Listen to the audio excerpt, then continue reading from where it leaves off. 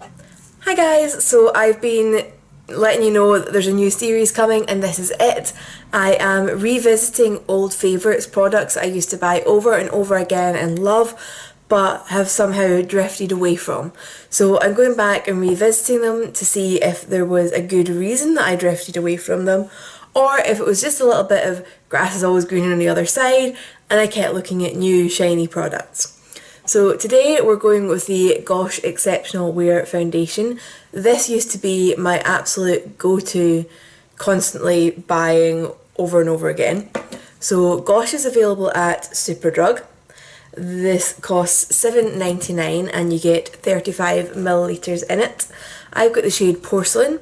It seems according to the Superdrug website that there are only 6 shades available in this, which is not ideal. This is a medium coverage foundation and it's meant to be long lasting, but they don't put a time scale on that apart from many hours. And it says it's light reflecting, and I do think my skin looks quite glowy but still very, very matte because I put a lot of powder on.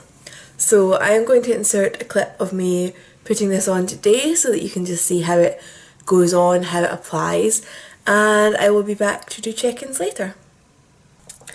Okay, so I'm hoping this is still a colour match and they haven't changed their formula too drastically, so let's get going.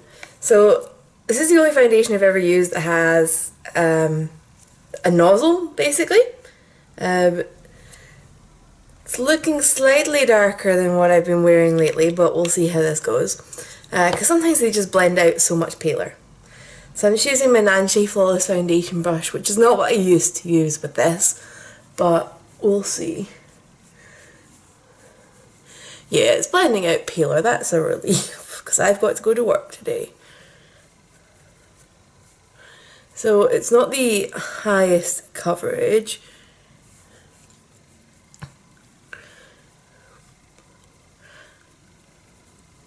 So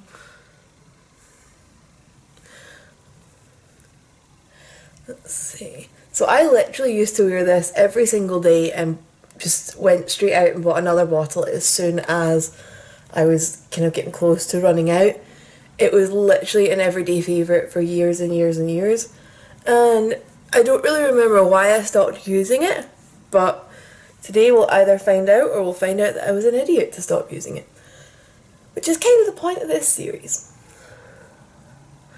Although I have realised that a lot of this series is going to be foundations, because they're the only products I kind of seem to drift away from.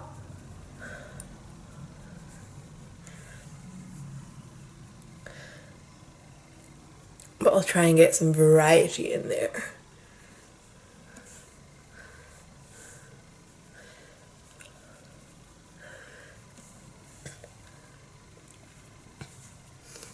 I mean, it looks okay, but it is definitely a medium coverage, which is not what I'm used to anymore. So I'm just going to put a little bit more on just to see if this is buildable, which I don't remember. Because it does say it gives exceptional covering. Creamy makeup with exceptional covering. So, kind of...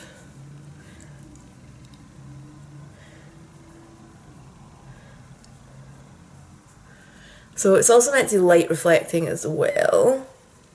You guys can judge that for yourselves anyway.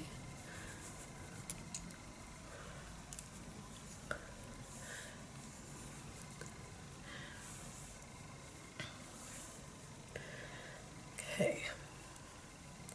I think that looks better for having a little bit extra on top of it.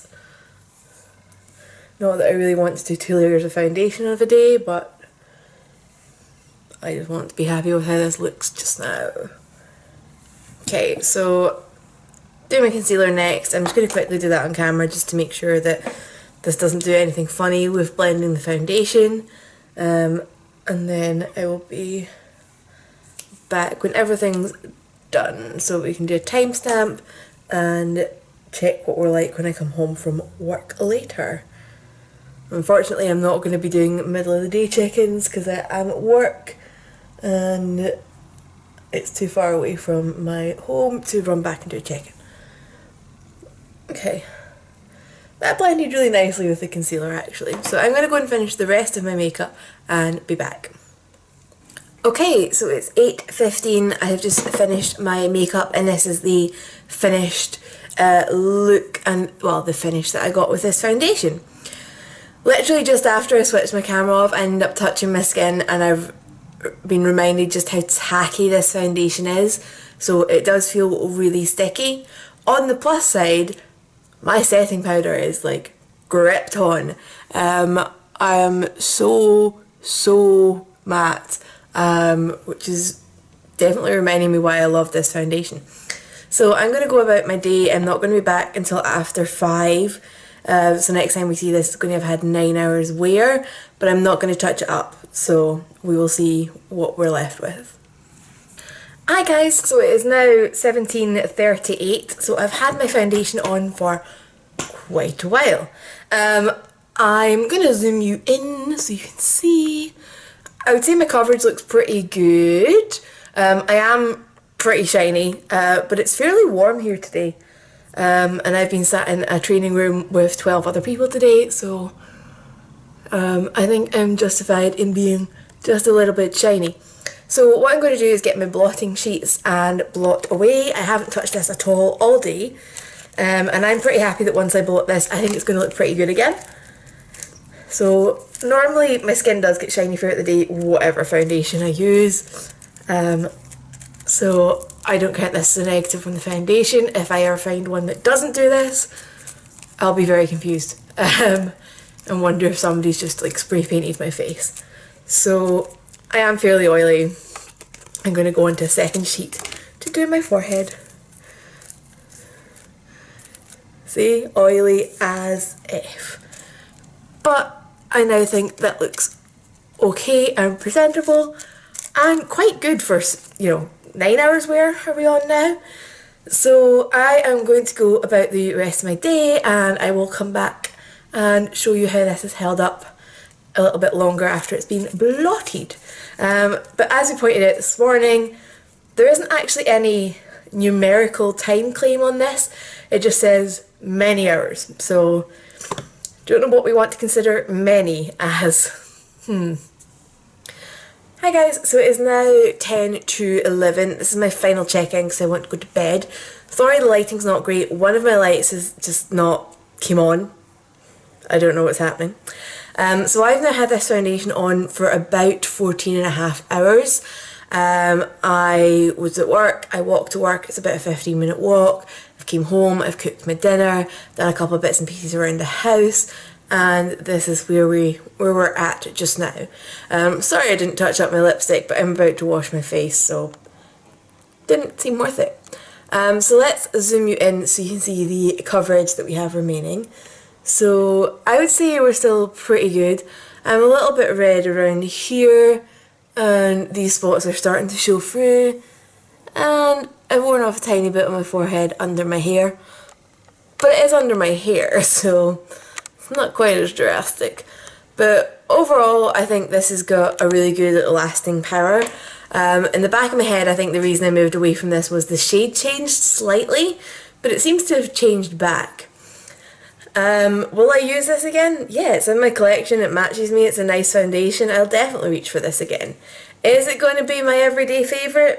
Probably not, purely because the Primark one is so infinitely more affordable. £3 compared to £7.99 and 40ml compared to 35ml. So, there's a good price difference there that I could use for other things. But certainly if Primark discontinued theirs, or if you're somewhere that you can't get Primark foundation, this is a decent, affordable, long wear foundation that does shades for pale people. So if you've got any questions about this, please leave a comment down below. Also let me know what you think about me doing this series, revisiting my old favourites. I do have a feeling it's going to end up, as I said earlier, quite foundation heavy, because I don't really move away from eyeshadows, they just stay in my collection and I drift between them all. But I promise you, there is stuff that's not foundation that will be coming in this series. So I will speak to you guys later, and I hope you're having a great week, even though it's only Wednesday. And I will see you later. Bye.